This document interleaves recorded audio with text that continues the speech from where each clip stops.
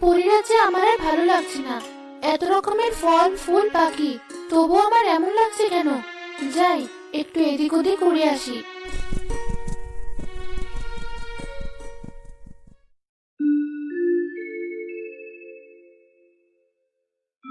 ধুর, এই পরিরাজ্যের সব জায়গায় দেখতে প্রায় একই।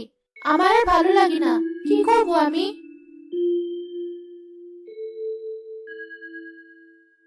তোকে এমন অস্থির লাগছে কেন নীলপরি? কি হয়েছে তোর? তুই তো কখনো এমন মনমরা হয়ে থাকিস না, কিন্তু আজ কয়েকদিন হলোই দেখছি তুই এমন চুপ হয়ে গেছিস। আসলে পরিরাজ্যে আমার আর তেমন ভালো লাগছে না। সবকিছু আমার কেমন যেন একই লাগছে। এই একই রকম জীবন কাটাতে কাটাতে আমি আর কোনো আনন্দ খুঁজে পাচ্ছি না। তাই আমার মন সবসময় খারাপ থাকে। আমি ইচ্ছে করলেও আগের মতো হাসি খুশি থাকতে পারি না। এখানে এত কিছু থাকার পরও তোর ভালো লাগছে না? তাহলে শুধুই আশেপাশে না ঘুরে তুই একটু পরিরাজ্যের দূরে দূরে ঘুরে দেখ। দেখবি নিশ্চয়ই তোর ভালো লাগবে। সে কি আর আমি বাদ রেখেছি?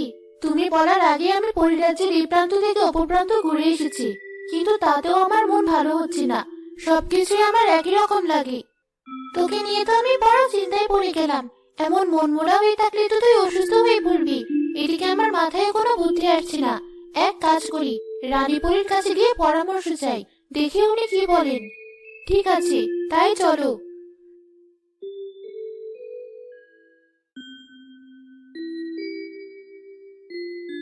আরে লালপরি নীলপরি, তোমরা আজকাল তোমরা তো আমাকে ভুলেই গিয়েছো।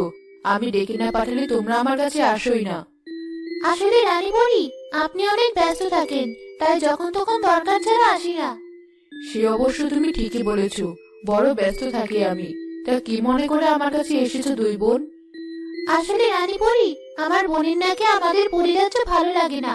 সে সবসময় মনমরা হয়ে বসে থাকে। তাই আমরা কোনো উপায় না পেয়ে আপনার কাছে এসেছি। কি করলে সমস্যার সমাধান হবে আপনি আমাদের বলে দিন দয়া করে। আমি বুঝতে পেরেছি ওর সমস্যা, আর এটা সমাধানের খুব সুন্দর বুদ্ধি আছে আমার কাছে। নীলপরি, তুমি পৃথিবীতে চলে যাও। তুমি যদি সত্যি কোনো ভালো মনের পরী হয়ে থাকো, তাহলে সেখানে ঠিকই তুমি তোমার আনন্দ ফিরে পাবে। আর যদি তুমি ভালো মনের পরী না হও, তবে পৃথিবীকে তোমার কাছে জাহান্নাম মনে হবে। তুমি আর পরিরাজ্যে ফিরতে পারবে না। এবার তুমি বলো, তুমি কি সেখানে যেতে চাও? আমি বিশ্বাস করি আমি অবশ্যই একজন ভালো মনের পরী। আমি পৃথিবীতে গিয়ে আমার আনন্দ ফিরে পেতে চাই। বেশ, তাহলে আমি তোমাকে পৃথিবীতে যাওয়ার জাদু শক্তি দেব। এই নাও জাদু লাঠি। তোমার যাত্রা শুভ হোক। আপনাকে ধন্যবাদ রানীপুরী। আমরা তাহলে এবার আসি। কাল সকালে তাহলে আমি পৃথিবীতে চলে যাব।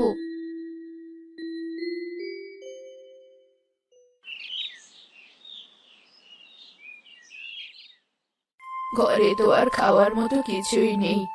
যাই, কটা ভিক্ষা করে নিয়ে আসি। রোজ রোজ মানুষের বাড়ি ভিক্ষা চাইতে আমার আর ভালো লাগে না, কিন্তু পেটের দায় আমাকে তাই করতে হয়। জানি না উপরওয়ালা কতদিন এভাবে আমাকে বাঁচিয়ে রাখবে। এমন শরীর নিয়ে কোনো কাজও যে করতে পারি না। কি আর করার, এসব ভেবে বসে থেকে লাভ নেই। বেরিয়ে পড়ি এখন। কত স্বাদের আচার আমার! কেমন কোটা ভর্তি ভর্তি সব আচার! দেখি চোখ একেবারে জড়িয়ে যায়। বছর ভরেই আচার খাবো। বৌমা, তুমি এত আচার বানিয়েছো। কেমন খেতে তোমার আচার? জানো, আগে আমিও খুব আচার বানাতাম তোমার মতো। এখন শরীরে অত শক্তি নেই, তাই বানাতেও পারি না। তোমার আচার দেখে সেসব কথা মনে পড়লো। অত কথা তোমার মনে পড়ার দরকার নেই। ভিক্ষা নিতে এসছো, দুটো ভিক্ষা নিয়ে বিদায় হও। আমার ওই আচারের দিকে নজর দিও না। নজর দিচ্ছি কই? তোমার আচারে আমি কেনই বা নজর দিব? হয়েছে, আর কথা বাড়িও না। এই নাও ভিক্ষা, এবার বিদায় হও এখান থেকে। মা, আমার একটা কথা শুনবি? অনেকদিন হয়ে গেছে একটু আচার খাই না। আম কুড়োতে যাওয়ার শক্তি নেই, আবার তেল চিনি কেনার টাকাও আমার নেই। একটু আচার দিবি মা? আমি জানতাম এটাই হবে। তোমাদের এত লোভ কেন? যা যা দেখবে তাই কি তোমাদের মুখে দিতে হবে? তা হবে না। ভিক্ষা নিতে এসেছিলে, সে আমি দিয়েছি। এবার বিদায় হও। আমার ওই আচার আমি কাউকে দেব না। বুড়ি আর কোনো কথা না বলে লজ্জায় কষ্টে দু চোখ থেকে পানি ফেলে সেখান থেকে ধীরু পায়ে বাড়ির দিকে রওনা হয়। প্রথম বাড়িতে গিয়েই আমার মনটা খারাপ হয়ে গেছে। আজ আর আমি কোথাও ভিক্ষা করব না। দরকার হলে না খেয়ে থাকবো। বুড়ি মানুষের এত খাওয়ার যে বা কিসের।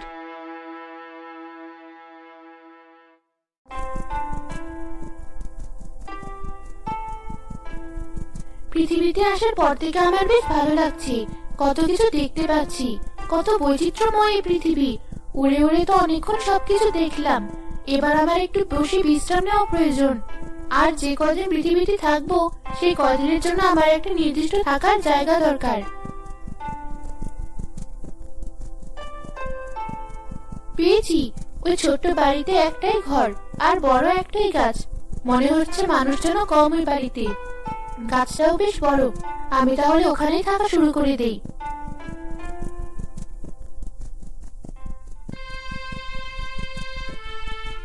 আরে, এই বাড়িতে দেখছি একজন বুড়ি থাকে। তার মানে এটা ওই বুড়ির বাড়ি। কিন্তু বুড়িটা মনে হচ্ছে কাঁদছে। গিয়ে দেখি তো কি হয়েছে বুড়ির। ওর কষ্ট আমার একদম সহ্য হচ্ছে না। বুড়িমা, তুমি কাঁদছো কেন? কে তুমি মা? এমন সুন্দর মেয়ে এখানে কেমন করে এলো? আমার বাড়িতে তো কেউ আসে না। তোমার মতো এমন সুন্দর মেয়ে আমার বাড়িতে কি করে এলো? তুমি এত অস্থির হচ্ছ কেন বুড়িমা? আমি তোমাকে সব বলছি, দাঁড়াও।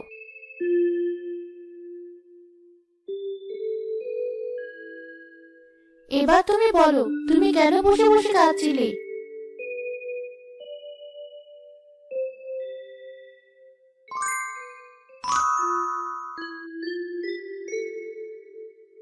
এই নাও আচার। আর এগুলো অনেক মজার আচার। তুমি যত ইচ্ছে আচার খাও। এখানে এত আচার কি করে এলো? আমার তো নিজের চোখকে বিশ্বাসই হচ্ছে না। আমি একজন পরী, আর আমার জাদুশক্তি দিয়েই আচার এনেছি। আমি অনেক খুশি হয়েছি নীলপরি, কিন্তু আমি তো তোমার কোনো উপকার করতে পারলাম না। কে বলেছি পারোনি? এই যে তুমি আমার আচার পেয়ে খুশি হয়েছো, তাতে আমার আনন্দ হচ্ছে। আমার নিজের কাছে ভালো লাগছে যে আমি কারো সাহায্য করতে পেরেছি। এই আনন্দের অভাবই আমার ছিল, যার কারণে আমি নিজের মনে কোনো সুখ খুঁজে পেতাম না। কিন্তু এখানে এসে আমি সেই সুখ খুঁজে পাচ্ছি। তাই নাকি?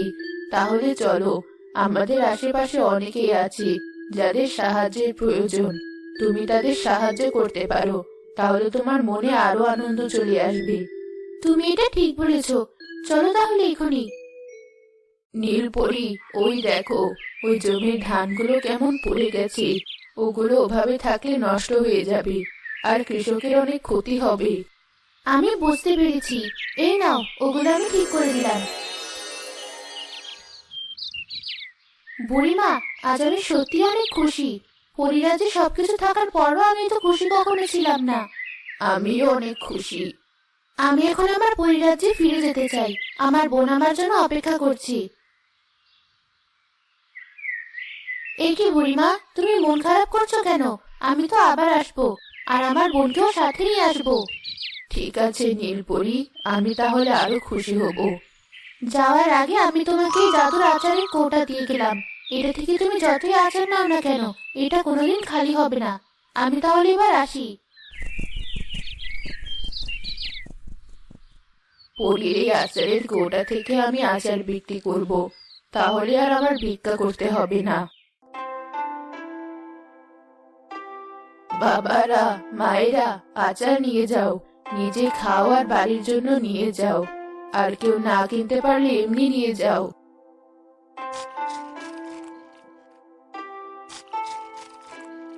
বুড়িমা, তোমার এই আচার অনেক সুস্বাদু। তুমি আমার বাড়ির জন্য কিছুটা দিয়ে দাও। ঠিক আছে বাবা, এই নাও। দাদি, আমার কাছে কোনো টাকা নেই, কিন্তু আমার এই আচার খেতে খুব ইচ্ছে করছে। কোনো সমস্যা নেই দাদু ভাই, তোমাকে টাকা দিতে হবে না। এই নাও আচার, তুমি মন ভরে আচার খাও, কোনো টাকা দিতে হবে না। এভাবে বুড়ির আচারের কথা চারিদিকে ছড়িয়ে পড়ে, আর সবাই বুড়ির আচার খেতে ছুটে আসে। আমার বোন, তুই ফিরে এসেছিস? তুই জানিস আমি তোর জন্য কত চিন্তা করেছি। কেমন আছিস তুই? সবকিছু ঠিক আছে তো? হ্যাঁ বোন, সবকিছু ঠিক আছে। আর আমি এখন অনেক খুশি। পৃথিবী অনেক সুন্দর, সেখানে সবকিছু বৈচিত্র্যময়। আমার অনেক ভালো লেগেছে। আমি আবার যেতে চাই। না না বোন, তোকে আমি একা ছাড়বো না। তুই চলে গেলে আমি বড় একা হয়ে যাই। আমার ভালো লাগে না। আমি সবসময় চিন্তায় থাকি। কে বলেছে তুমি একা থাকবে? তুমি আমার সাথে পৃথিবীতে যাবে, দেখবে তোমারও ভালো লাগবে। তুমি আর আমি মিলে পৃথিবীর সৌন্দর্য দেখব, সবাইকে সাহায্য করব। বেশ, সেসব পরে হবে। এবার চল, আগে রানীপুরীর সাথে দেখা করবি।